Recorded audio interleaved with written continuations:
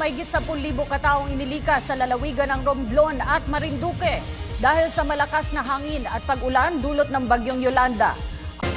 Binigyang diin ng palasyo na seryoso ang gobyerno na siguraduhin sapat ang supply ng pagkain sa bansa.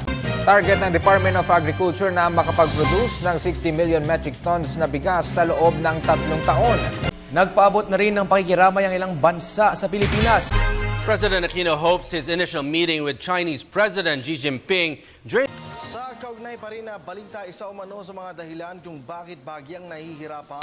Sa iba pang balita, inanunsyo ng Department of Labor and Employment na magsisimula ng ipatupad ang dagdag na minimum. Residents of Barangay Hugo Perez and Trece Martires, Cavite are the latest beneficiaries of the Bayani Challenge. Malacanang assures that the government will pursue justice for slain Filipino transgender. Sa isang pambihirang pagkakataon, dalawang astronomical event magkasabay na nangyari.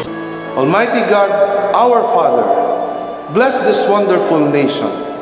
Protect us from physical and spiritual war, from fear and confusion, from separation and division. Be present to our leaders.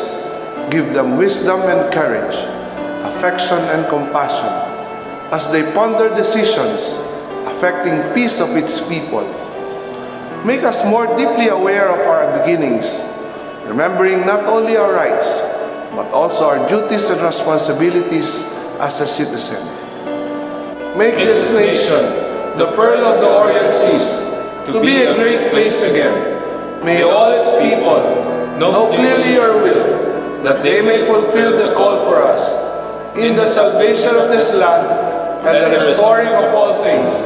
In the name of your Son, Jesus Christ, our Lord and Savior. Amen. Kung nasa ng balita, ikaw at ang Liga ng Katotohanan, magkasama sa pagbabalitang walang kinikilingan. Walang pinoprotektahan, walang kasinungalingan, serbisyong totoo po lamang. Ako po si Vicky Morales. Ako naman, Arnold Clavio. Susunod ang Reporter's Notebook. Tampok ang issue ng Black Coral Smuggling.